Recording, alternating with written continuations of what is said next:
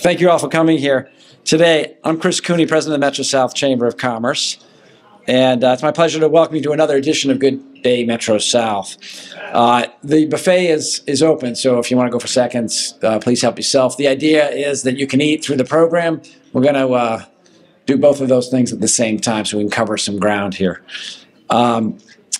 It's so nice to be back here at Thorny Lea Golf Club. I want to thank Rich Campbell, General Manager, and Sharon Guthrie, as well as all the servers who are here helping us make this a success. As many of you know, the Chamber holds these programs regularly. It is a terrific opportunity to come together and network, reconnect with others, and also hear from speakers on topics that are important to the region.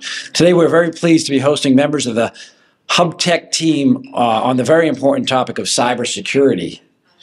For our businesses and organizations. We are very pleased to hear from them a little bit later, and we're also pleased to have the support of Cambridge Savings Bank, who's our sponsor today. So please give them a round of applause.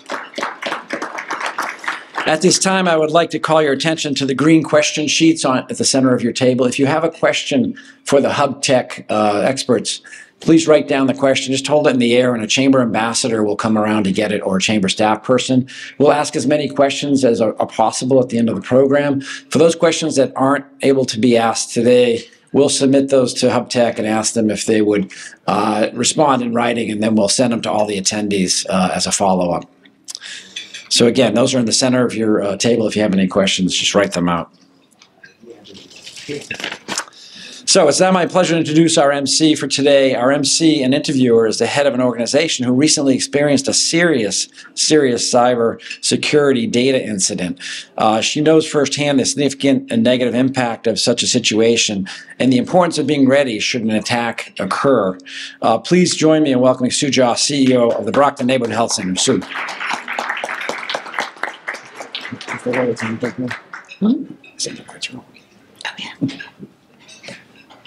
Thanks, everyone, and welcome to this great event, and special welcome to Santa Claus. I know it's a busy time of year for you, so thank you. I'd like to start off by welcoming and thanking our Chamber ambassadors who are in attendance today. Felicita Sepulveda, Cape Verdean Association, Ryko McNeil, Bluestone Bank. And if you want to hold your applause, we'll take applause at the end. Jose Camacho, Dedham Savings, Joanne Schneider, Eastern Bank, Mary Ellen Baker, HR Alternatives, Brenda Cairns, Old Colony Elderly Services, Richard Hook, SCU Credit Union, Mary Jane Anen, Combined Insurance, and Mary Venezia Glee Works. So how about a round of applause and thanks for all of our ambassadors. I'd also like to thank the Chamber board members who are in attendance today, Rich Hines and myself, Rich. And finally, our thank you and welcome to our elected, selected, and state officials. Especially happy to see Mayor Bob Sullivan of Brockton, who I haven't seen for months. I missed you. And Representative Rita Mendez, I don't think has arrived yet. Brockton City Councilor Ward 7, Shirley Azak. And Brockton City Councilor at Large, Moises Rodriguez. We also have from the office of Senator Mike Brady, Jimmy Valentin. Ward 6 City Councilor Jack Lally. And Mayor Sullivan, you're so important you were listed here twice, so you get two applauses. Okay, so next I'd like to introduce Cambridge Savings Bank for our sponsor interview. Today's Good Morning Metro South program is being sponsored in part by Cambridge Savings Bank, which was founded in 1934 and is one of the oldest and largest community banks in Massachusetts, with $7 billion in assets and nearly 500 employees. The Chamber is pleased to have one of them with us here today. So I now invite our Cambridge Savings Bank representative to come up to be interviewed. Please welcome John Bobbin, First Vice President. Did that say 1934? Yeah. I think it was 18. 1834. All right. Chris, are we sharing the mic? Yes. Yeah. So I'll pass this to you as I ask for questions. Well, thanks for coming and thanks for sponsoring. Can you start by telling us about Cambridge Savings Bank and your role on the South Shore and Metro South region of the bank? Sure. Thanks, Sue. At Cambridge Savings Bank, we like to think of ourselves as a commercially focused community bank. We're actually 190 years in business, so I think it was 1834 when the bank was founded. Today, we're just a little over $7 billion in assets. We're one of the larger mutual banks in Massachusetts, and we feel like we're a good fit for small and lower middle market businesses at Cambridge Savings Bank. My role is a commercial lender at Cambridge Savings Bank. I'm one of a handful of my colleagues who live here in the South Shore, so tend to gravitate and tend to market in the South Shore as well as throughout New England. So that's my role, and that's what we're focused on. Great, thanks. And CSB seems to always be on the cutting edge of loan programs and technology-driven features. Can you tell us about what's new and exciting at the bank?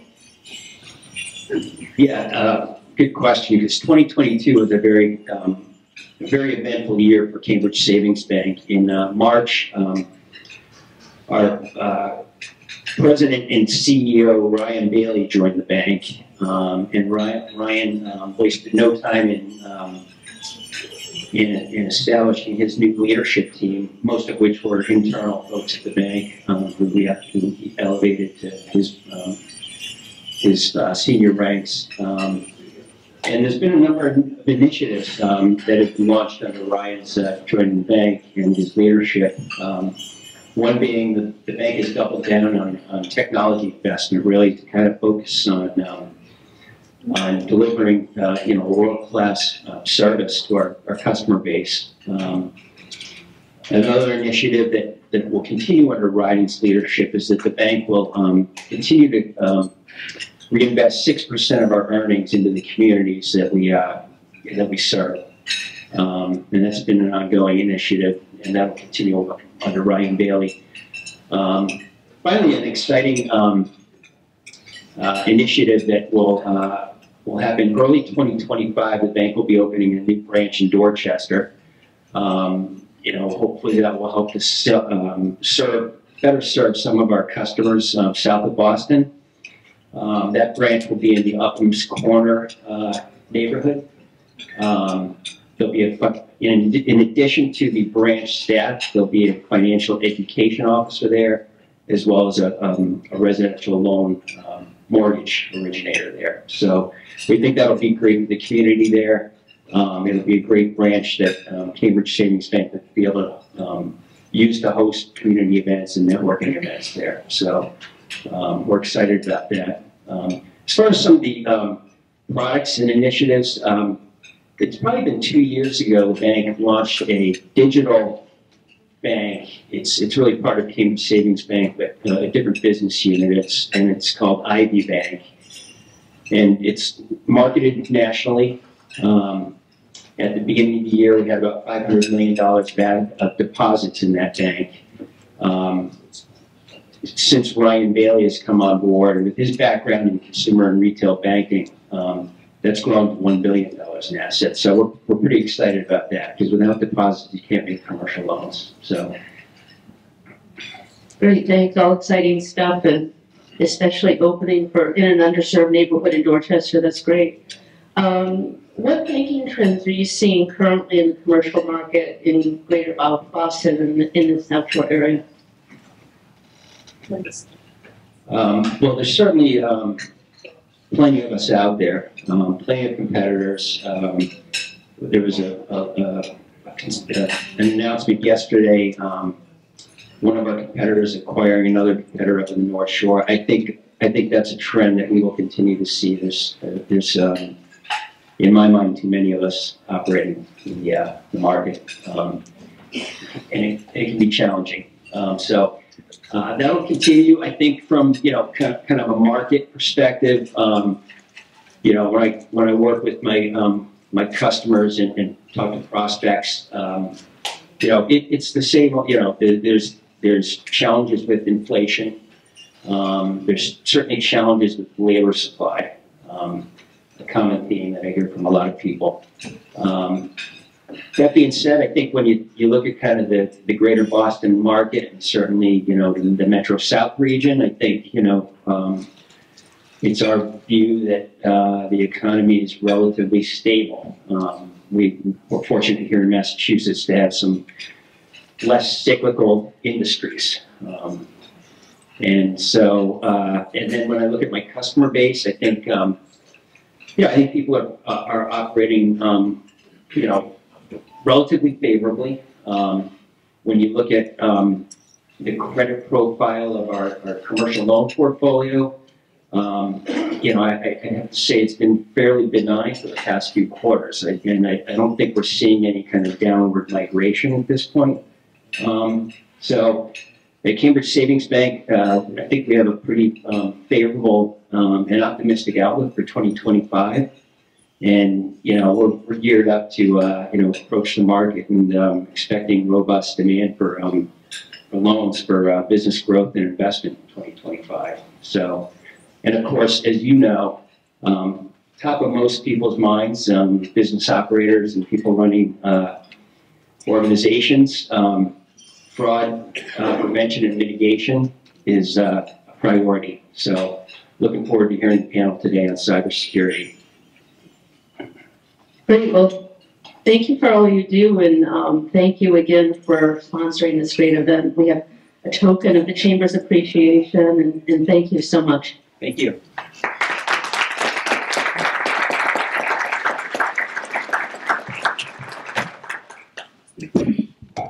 Oops. All right. So thank you, John. Next, as Chris mentioned, Brockton Neighborhood Health Center experienced an event last month, and so my own cyber story is on November 3rd. My son Scott had just traveled home from upstate New York to be with us as we put down our 15-year-old dog. Had just done that sad event, and we're going out to breakfast to decompress when the phone rang. And it was our IT director who said that all of our files had been encrypted and there was a nasty message on the screen. So it didn't quite hit me yet because I was still in the dog mode. But within an hour, we had mobilized our incident command team and had started on a journey that we are still finishing up at this 5 weeks later. We're back open, almost at 100%, but there's still little things going wrong. And luckily, we had great backups and great insurance. But I'm definitely interested and very timely in my mind to bring HubTech here for all of you to hear from. So, I can say we relied on a cyber expert from our insurance company that wasn't HubTech but does similar work, and couldn't have done this without them. So we're delighted to have with us some experts on preventing these types of attacks and experts who can guide you through such a situation. I would ask each panelist to come up and take a seat at the panel table as I introduce you. First, we have with us Dan Levertier, Vice President of Engineering. As Vice President of Engineering at HubTech, Dan oversees the engineering division's managed IT services, professional service delivery, and ensuring excellent client experiences. Dan and his team actively assist clients in transforming their technology to provide a seamless integration experience. Dan's role encompasses business process optimization, automation, data analysis, business intelligence. He's committed to driving the digital transformation of both HubTech as a company and its clients. So welcome, Dan. Next, we have Chris Daggert, Director of Managed Services and Security. Chris is a highly skilled technology professional with over 20 years of IT experience. He leads a successful managed care services and security program at HubTech, which has become one of the top programs in the country. Hub's program focuses on keeping customers connected, managed, and secured. Before joining Hub, Chris spent most of his career in the enterprise space, primarily in the financial sector, where he held various roles from solution architect to technology and risk manager. Welcome, Chris. And we also have Ed Zach, Senior Sales Accountant Executive. Ed is a seasoned senior account executive with over 20 years experience managing client accounts from across various business verticals. His extensive industry knowledge and long-term client relationships make him a trusted partner in driving IT success for every client. Ed collaborates closely with clients, bringing a personal touch that fosters trust and respect. He understands their unique needs and delivers tailored IT solutions with exceptional service. Welcome, Ed. Thank you.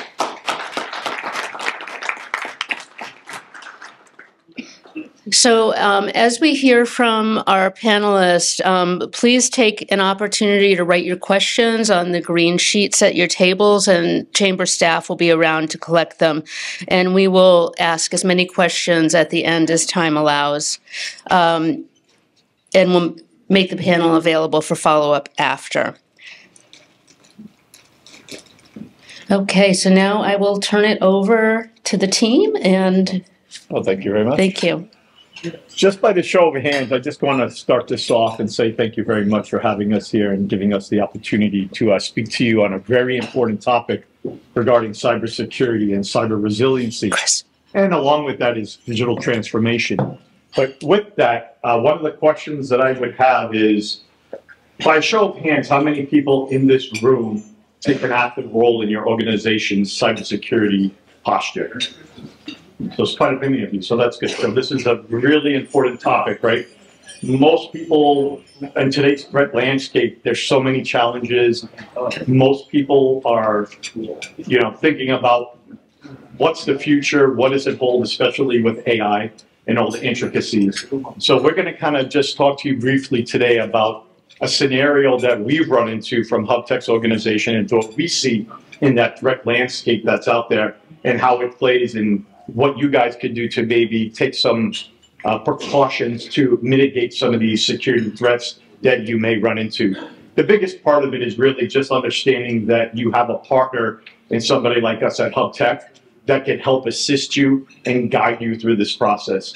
So it could be overwhelming, right? A lot of people don't know where to start. Maybe you go with your insurance company, so forth and so on. But HubTech has a team of experts, not just myself, Dan, or Chris, but we have 45, 50 individuals at HubTech that specialize in all different areas of this. So with our team and with your work and collaboration, there's nothing that all of us together could not do. So with that being said, again, I'm Ed Zach with HubTech.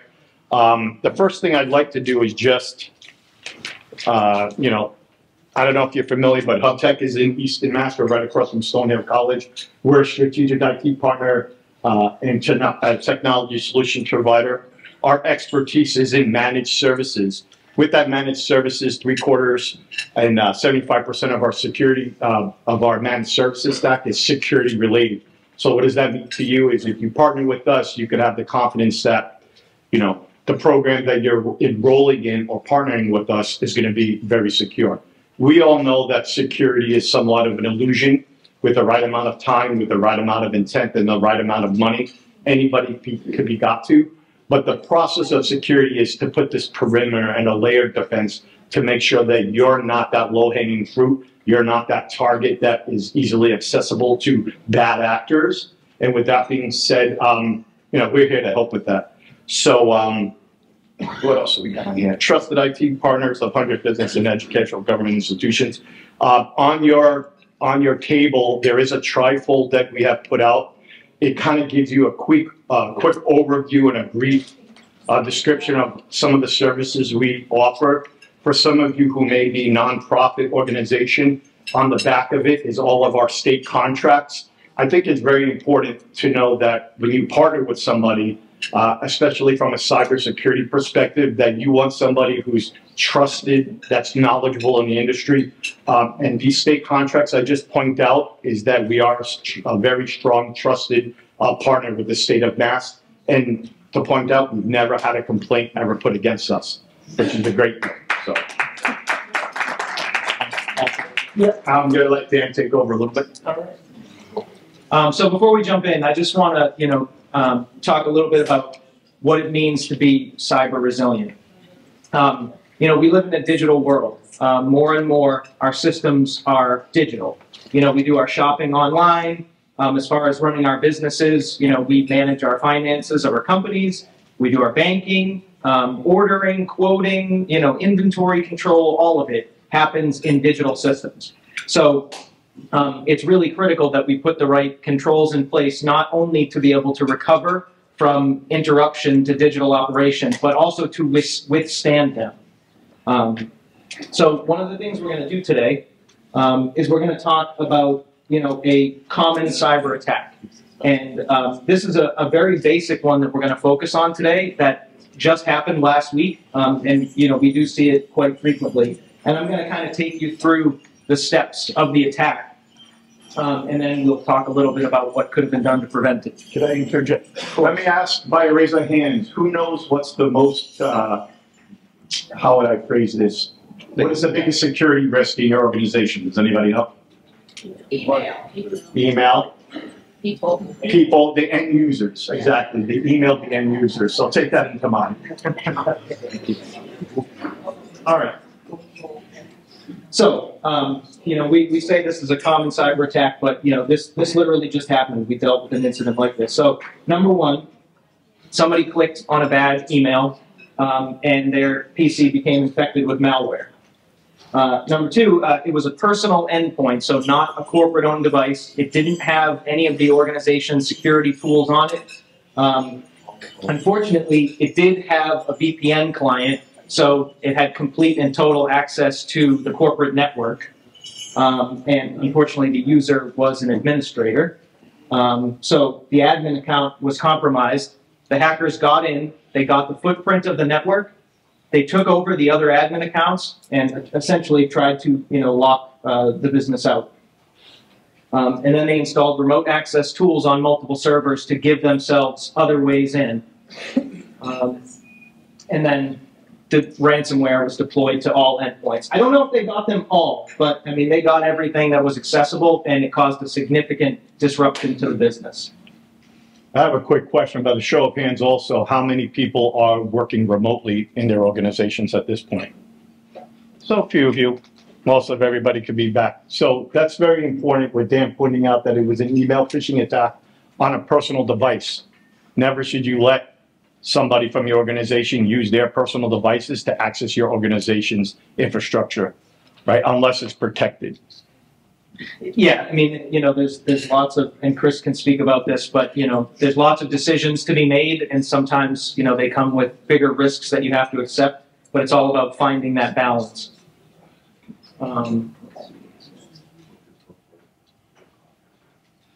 So, what could have been done to avoid this? We like to say that, the right tools and the right team. This organization, luckily they had backups, and it's not, the cyber incident we were hearing about a moment ago, just a very similar situation. They had backups and they were able to recover their critical data, but what they did not have in place were the preventative and proactive detection tools that could have stopped the attack before it happened. So I kind of put these things in order based on, how the attacker got in. Number one, advanced email security. If they have that in place, there's a very high likelihood the email never would have made it to the inbox for the person to be phished. Number two, secure remote connectivity. VPN has become less and less reliable as a remote access method because it's easy to brute force and very commonly breached these days. And also, viruses have the ability to travel over a VPN tunnel. So there are more and more secure remote access tools out there that don't rely on VPN. Next is next generation antivirus with ransomware protection. You might have heard of that called EDR. There are several solutions out there. But essentially, those have special functionality that they detect ransomware and roll it back before it, takes over an environment. This one is not quite as exciting, but it's very important. Patch management, sometimes overlooked. What patch management does is essentially, security holes are being discovered in the software that we use every day. And hackers are trying to exploit that. They call them zero-day. So patch management just ensures that, as Microsoft or whoever applications you use, they're constantly developing patches, and we're pushing them out in an automated fashion. Data backup, I can't stress the importance of this. Backup is something that people tend to overlook until the day that you need it. And even if you have it, it's very important to test it and know what that recovery looks like, because it might take longer than you think to get back up and running. And finally, 24/7 security monitoring. This is so critical because, we all, I'm sure many of us wear multiple hats in our organization, and we can't do it all. So it is important to have a team that you can rely on, watching your environment and your data 24/7, which is why I like to say the right tools and the right team. So with that, let's see what's next. And that's where Hub Tech really steps in, is that we help to work with you guys to build that roadmap to help to see where you're currently at and where you need to be at. And understand that, security is not a destination, it's a journey, and it's never ending. So just always take that into consideration. It's a good thing you have a loud voice.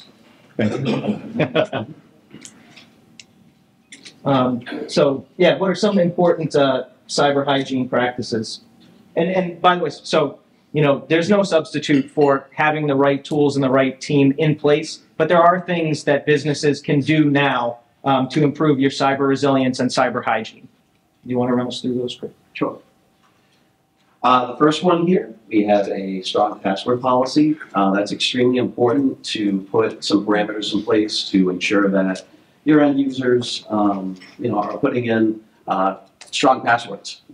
1, 2, 3, 4, 5 is not a strong password, and that will be breached quickly.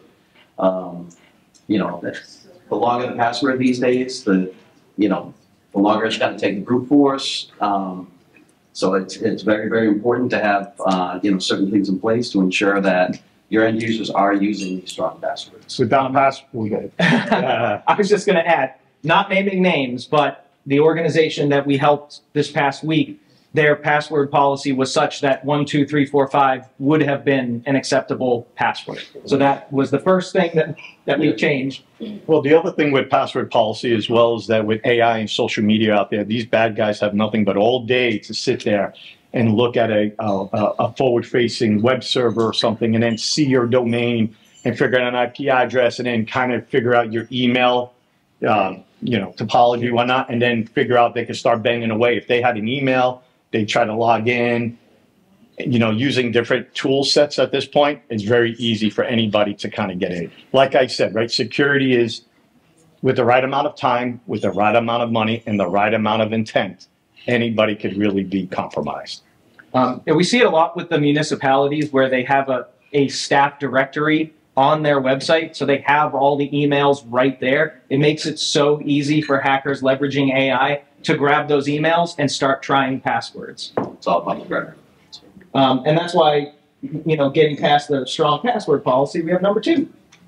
The next one here is multi-factor authentication. That can be implemented in many different forms, from email to biometrics, to a token getting sent to your phone.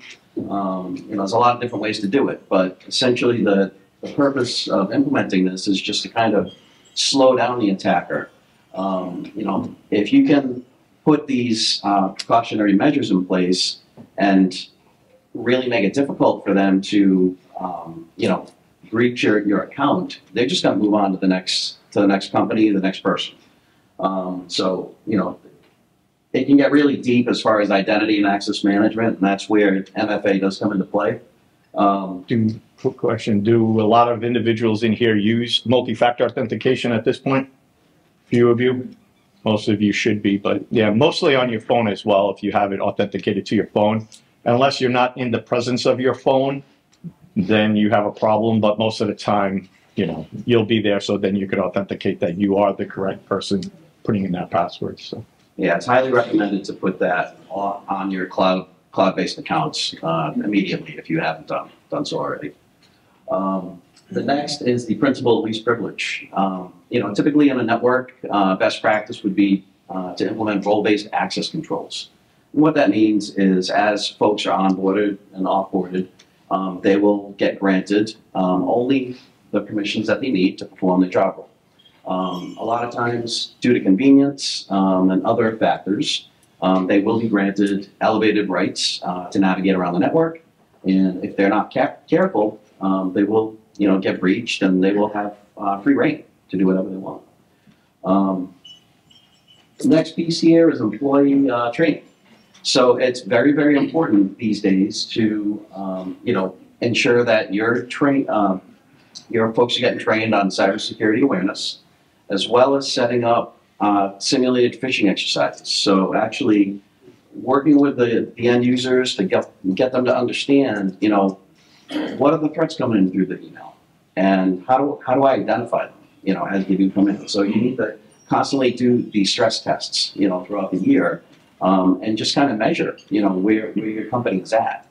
and that kind of goes back to that the weakest link in any organization is we're so stressed for time, keeps going faster. People are click happy. We're in a society with quick and instant gratification.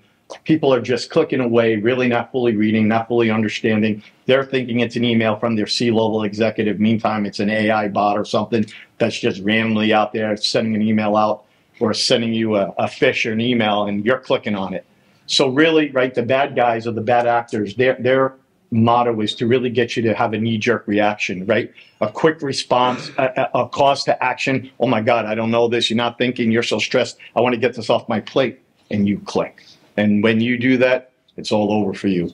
So stop, think, always pick up a phone. If you're not certain of who this email's from, or it's an email that you weren't expecting, call that individual. Just stop and slow down, and you could prevent a lot of these things from happening.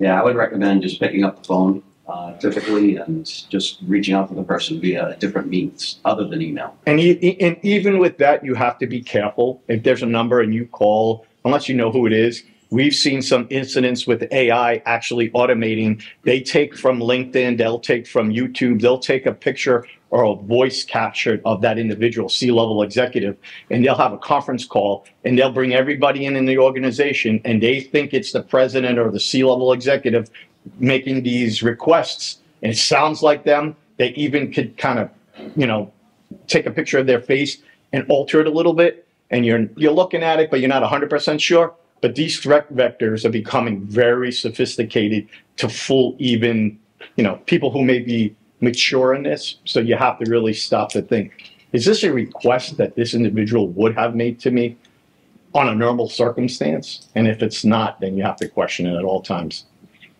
Yeah, and it's going to get harder and harder as the technology evolves. You know, we've all heard the term deep fake. It's getting worse. It's, you know, going to become more challenging to determine what is real from, you know, what is artificial.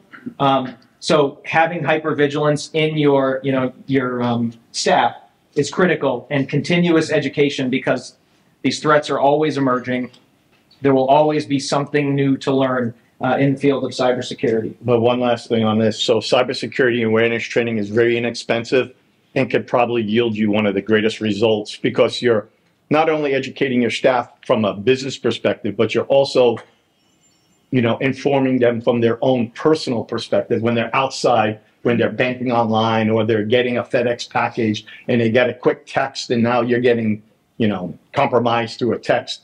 So it educates them from both sides, what to look for, what to think about when you're on the business side, but it's also applicable to their personal life as well.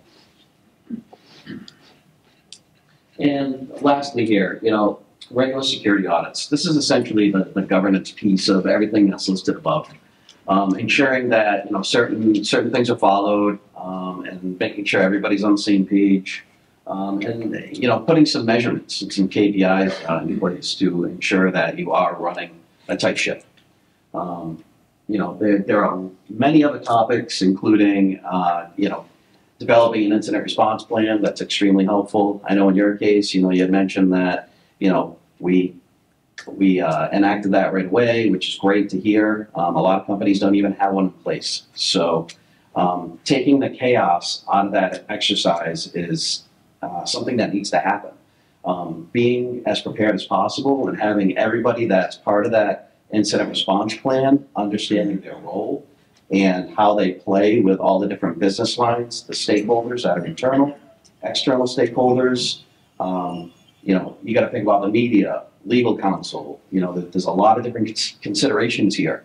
You kind of get caught up in, oh, geez, this happened to my environment, and everything goes out the window. But if you have a very well-documented plan and you go through different incident response tabletop exercises and get everybody comfortable with the exercise, it's going to take a lot of that stress and anxiety out of it. In addition to that, disaster recovery planning is very, very important. You may have backups in place in your environment, but have you ever tested them? These things need to be tested at least quarterly. Does your backup solution have malware contingencies built into it? So if it doesn't, you may be backing up ransomware. So when you go through that recovery process, you're bringing it right back into your environment, unbeknownst to you. So there are solutions out there. We offer one that's great. It's been very successful for us. But it's very important to ensure that your environment is free of any kind of malware or ransomware.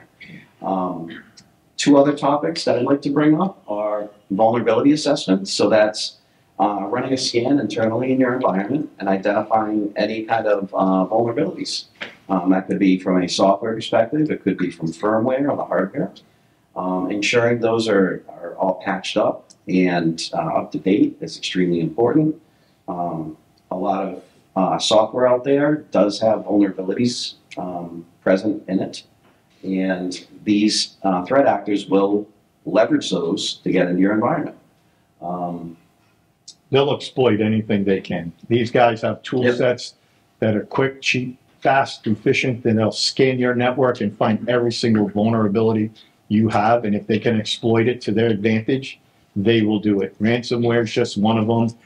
We work with a lot of hospitals and state, local municipalities and Social Security numbers.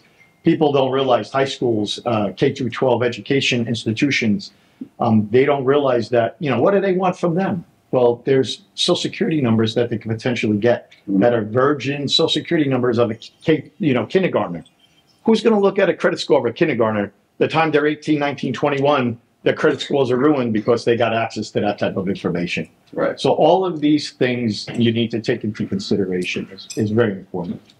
And one more thing to add, penetration testing against your perimeter. As technology moves out to the cloud, the traditional network architecture is moving outward. The legacy architecture has a firewall in place. The way that technology is these days with AI and machine learning, the hackers have the ability to kind of have the edge, and they're able to sneak in where they can. It comes down to protecting the identities. So not only do you want to secure your on-prem infrastructure that would be covered with a firewall, but you need to think about all your cloud-based accounts as well. A lot of people do QuickBooks in the cloud and other business functions in the cloud, but protecting those accounts and identities for those cloud-based assets is very, very important moving forward. How many people know what Clause 6B is with Microsoft? I'll let Chris tell you. So Microsoft Clause 6B, for those of you that leverage Microsoft 365, you may be under the assumption that, your data is safe in the cloud. That is not the case, and Microsoft states it as such. They essentially state that you need a third party to protect your data that's resident in their cloud.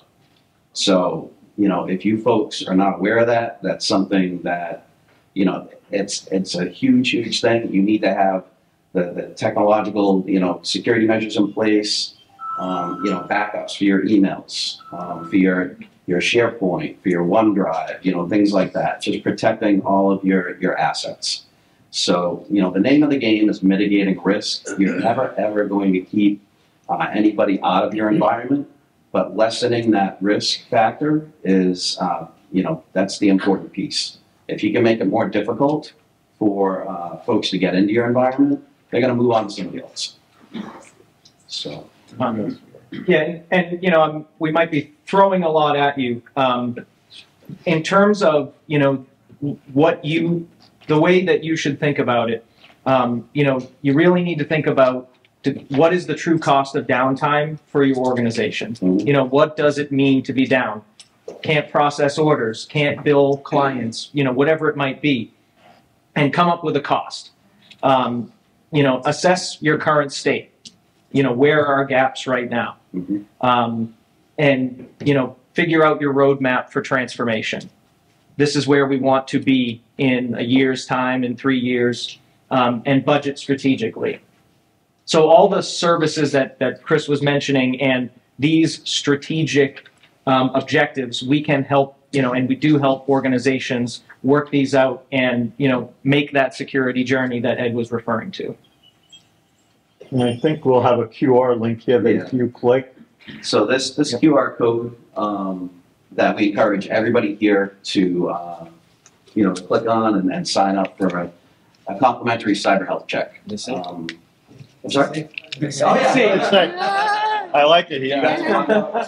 You'll find it. Oh, no. We're the good guys. Good question, though. But That's it. essentially, this is an engagement. It's a 1-hour engagement with me, and I will interview each and every one of you about your environment, get a good understanding of where you're at, get a baseline of where your organization is. Then I can develop a strategy for you and create kind of a 3-year plan. So you can understand what you need to focus on, what the low-lying fruit is that you could, improve your risk posture right away. But some of these things do require some budget and some investment. So it's a great exercise to go through. I do it all the time with a lot of the Commonwealth as well as private sector companies, and they find it extremely informative because they can understand where the gaps are. It's a very thought-provoking session, and it really helps people understand where they are. It's kind of building a baseline of where you're at. It's like going to the doctor. Hey, I get my health check every once a year. Your blood pressure is high. Change this, change that. Right. And security is always changing. So what you may have in place today may be irrelevant tomorrow. Yep. So, and that's what we do is we kind of lead with the best of breed of products and services to help you address all of those cybersecurity needs. Along with that, just again, like Dan and Chris had mentioned, helping you develop a cybersecurity policy and digitally transform your company from where you are to where you need to be. So, excellent. Great, thanks. Well, thank you. We have some questions for you, and I'm going to disengage this so we can just pass it around. How's that? So thanks, and you guys gave me some PTSD as you were talking. So we have a few questions, and if anyone still has a question to ask, raise your hand so the chamber staff can find you. One in the back with. All right. So first, what are the signs that you suffered an attack? Is it obvious? Well, can I say something? I'll answer part and I'll let it go down. So most bad actors, when they're in your environment, it's 6 months to a year. We've seen some people, depending on what information you're trying to exfiltrate, could be in there for 2 years. Understand, sometimes when these guys get in, it's very hard to identify that unless you have a good security SIM program in place so they can track things that may trigger alerts. But once that bad actor, you know he's in there, it's already too late. He's been in there for quite a long time. Yeah, so it's not obvious. And, we determined forensically what had happened in the case of the cyber attack that we mentioned, but the proactive tools that we recommend would have done exactly what Ed said, alerted us at every step of the process. you know, the email was caught, we knew about it. If they got through that way, you know, the password, you know, the account was compromised, we would know about that as well in advance. If they hacked the multi-factor authentication, we would know. So that's, you know, it's reactive versus proactive. I don't know if you want to add anything. Yeah, and I think, you know, an important thing to note, right, is the tools that are available today are a lot more advanced than they once were. So they can actually self-heal, they can shut things down all on the fly.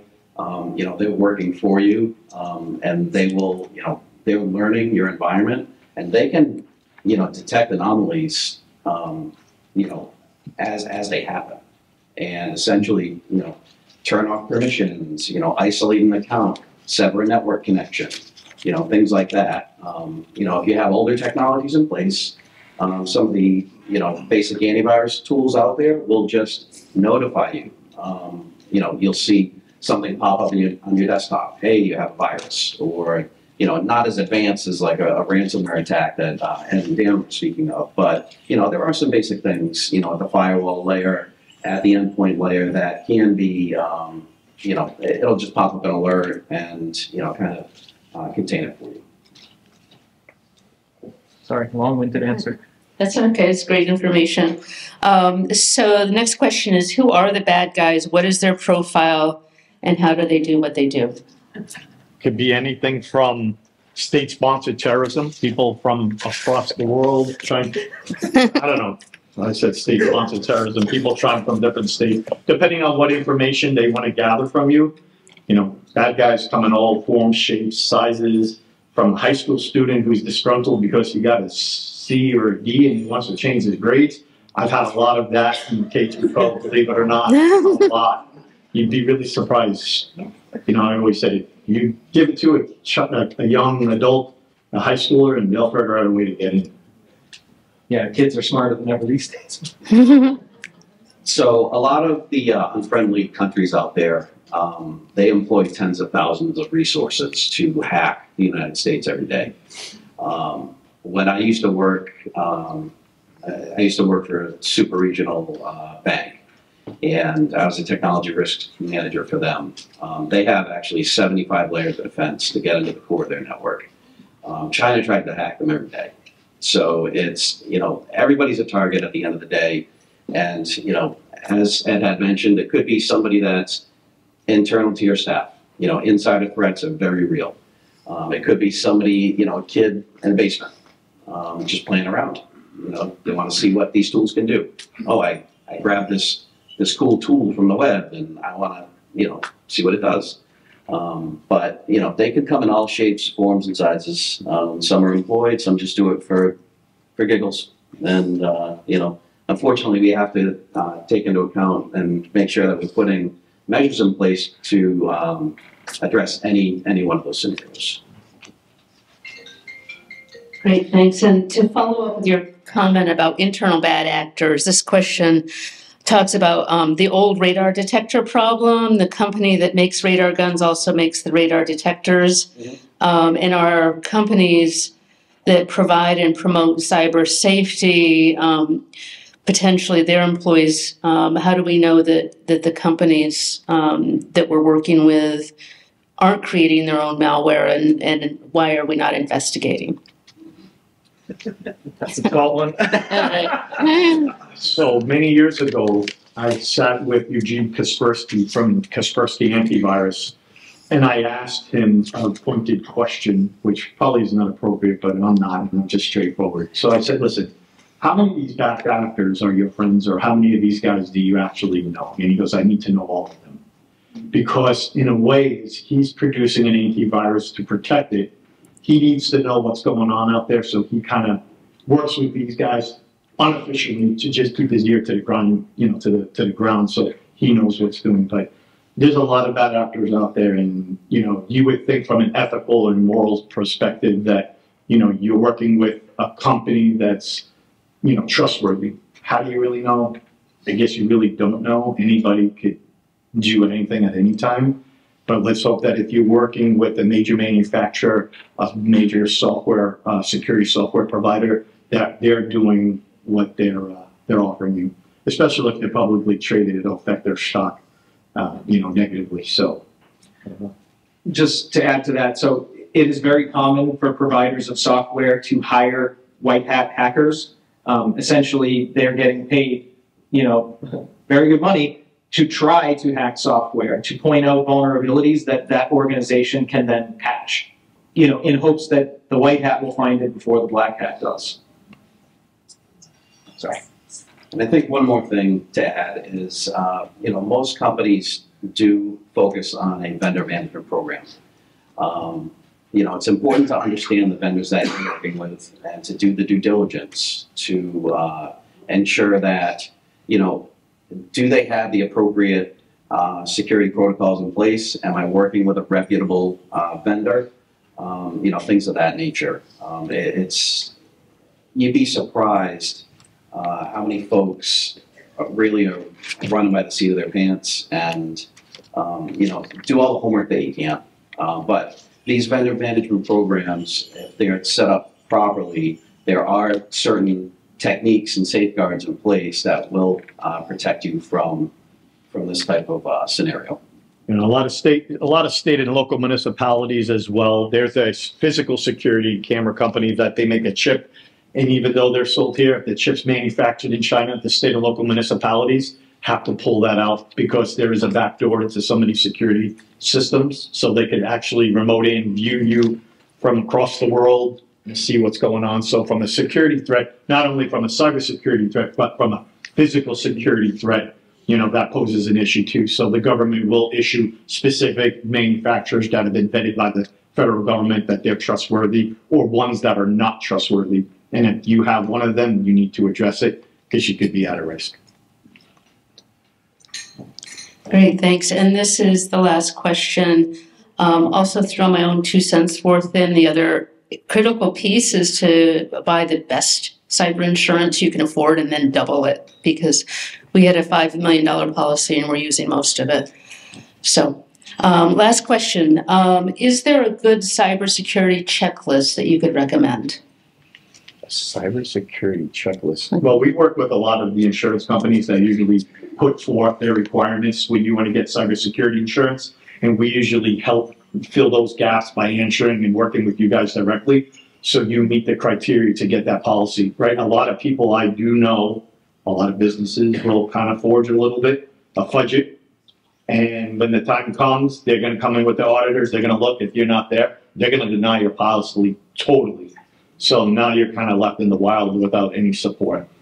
So that's something I'm aware of. Yeah, one thing I will say is that we have a pretty good checklist that we've kind of developed, with best practices from various partners of ours, and we can share that in the written responses afterward. I don't know, go ahead.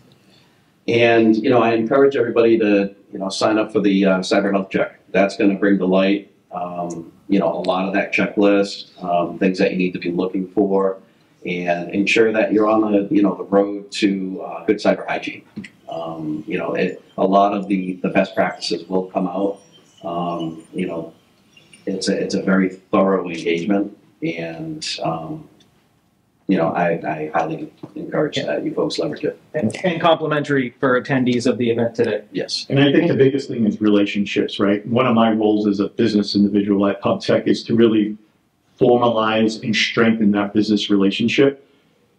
It's done through people you work with. I see everybody here. When I first came in, it looks like everybody's knows each other. It looks like a great group of individuals. So you want to work with the people that you trust. That's the first part of it, right? Having that strong relationship. And then coming in with a company like Hub to help you build that posture. But it all starts with that relationship. Thanks. So we have, if you want to ask one last question, so I need you to. That QR code is only for your current customers. Oh, is it? Okay. So it doesn't work for. It's not coming up. That's, Yeah, so you man. can send an email or something. Okay. Okay, yes. Interesting. Okay. Work yesterday. Just security measure. All right, great. Well, thank you so much. Lots of great information. Wish I'd heard it sooner. But this was really great, and thank you. And as a token of the Chamber's appreciation, there's a pen on your table for all of you. So how about a great round of applause for PubTech?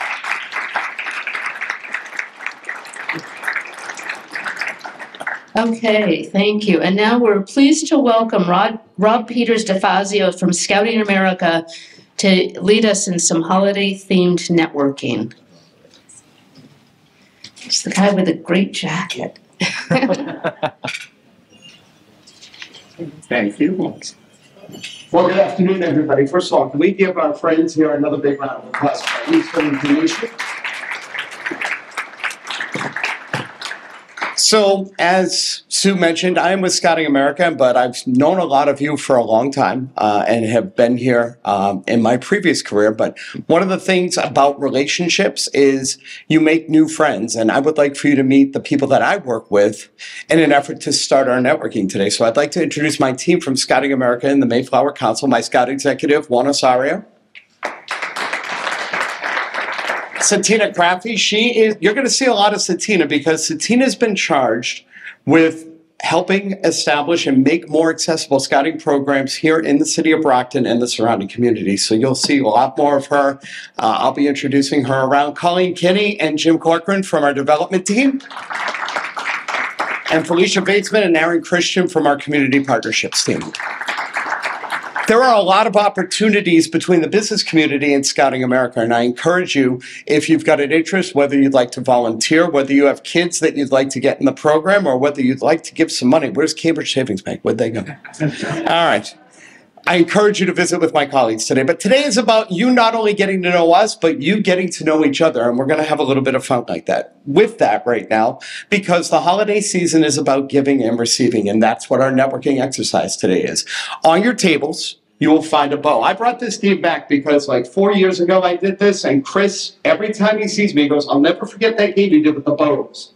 So we had to do it today. It's real simple. You are going to take the bow, you are going to leave your table.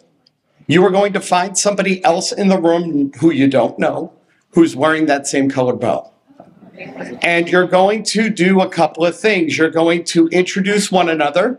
You're going to talk about what you do. The one thing when it comes to effective networking is to always have in your mind the ability to share what a good referral is for you. It's great to make friends, but if you're talking about networking and the possibility of working together, share that information, even if the person you're talking to is not a good fit, because that particular person may not be your answer, but they may know somebody who is, and that's the key. So we're going to get started right now. Take your bows, find someone, pass. Oh, if you have business cards, my colleague Felicia is going to be walking around because we're going to do a drawing at the end of this, and we're going to choose some winners. So as Felicia goes around, drop your business card.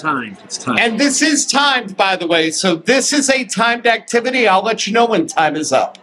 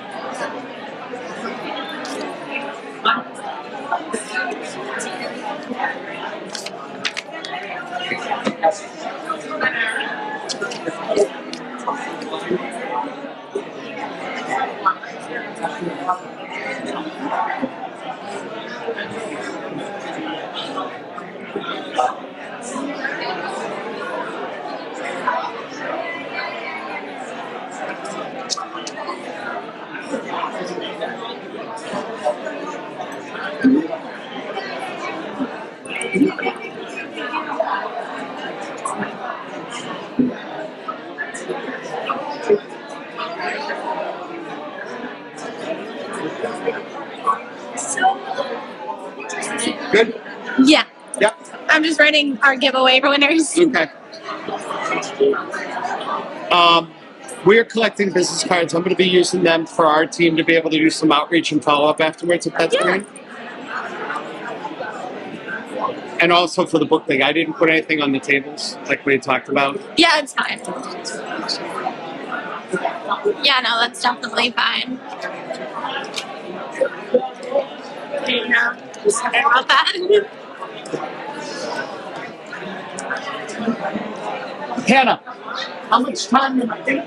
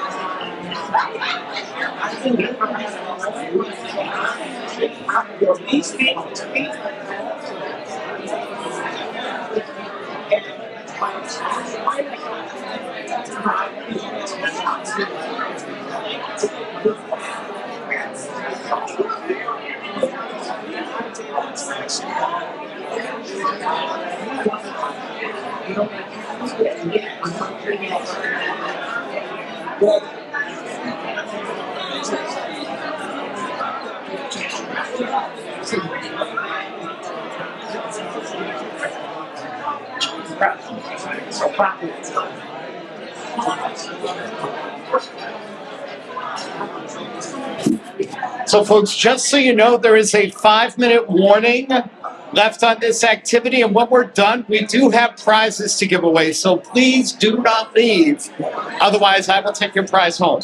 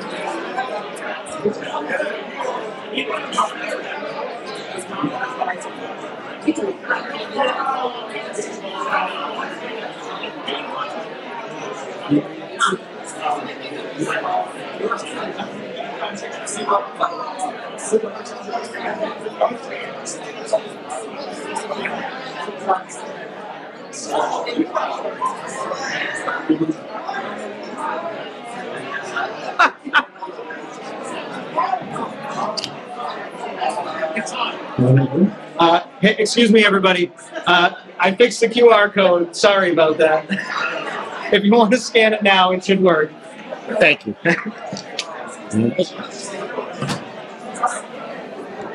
So we're going to see how well this works, everybody. Just you and me. Folks, if I can have your attention and ask everybody to please go back to your seats. If you could all please wrap your conversations up and make your way back to your seats.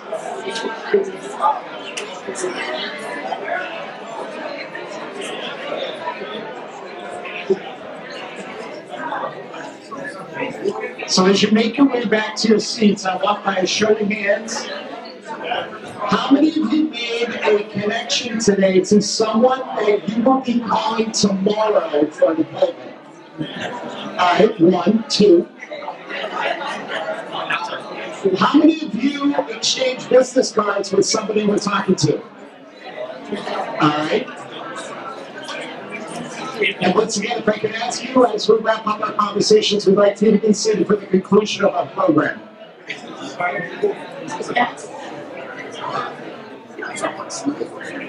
How many of you, one last question, folks, before we wrap up. How many of you talked about anything other than business in your conversation? So the key to this, everybody, and I actually teach networking in certain industries now. One of the things you got to remember about networking is it's not about closing the sale on the spot. It's about creating a relationship. And you hit it right on the head when you said it's about relationships with good people, and that's what we have in this room today. So before we wrap up, I do have a prize drawing right now. We are giving away a Dunkin' Donuts gift card to anyone who gave Felicia their business card. So Felicia, where's that bucket?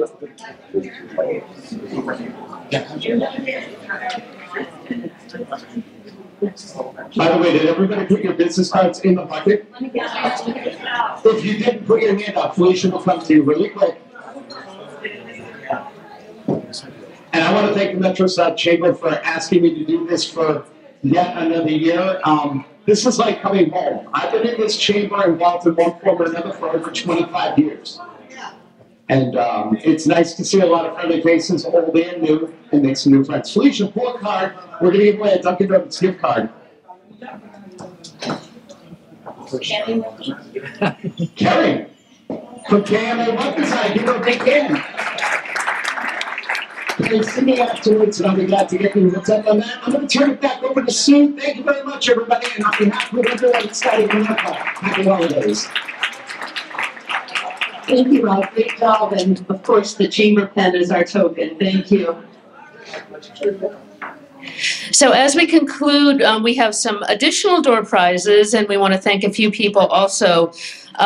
So the first door prize, each Good Day Metro South, we randomly select one company to highlight in the upcoming action report newsletter. So that door prize goes to John Nesty from Mass Hire. Congratulations.